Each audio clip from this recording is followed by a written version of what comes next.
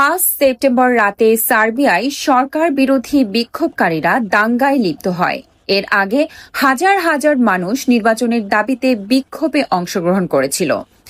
বিক্ষোভ চলাকালীন পুলিশের সঙ্গে ধস্তাধস্তি ও ভাঙচুরের ঘটনা ঘটেছে। স্থানীয় পুলিশ পরিস্থিতি নিয়ন্ত্রণে কাজ করছে। বিক্ষোভকারীরা সরকারকে অবাধ ও ন্যায়সঙ্গত নির্বাচন আয়োজনের আহ্বান জানিয়েছে। হাজার হাজার মানুষ তাদের এই দাবিতে একত্রিত হয়েছিল। প্রশাসন পরিস্থিতি শান্ত রাখতে নিরাপত্তা ব্যবস্থা জোরদার করেছে। জরুরি পরিষেবা ও পুলিশ সতর্ক অবস্থানে রয়েছে।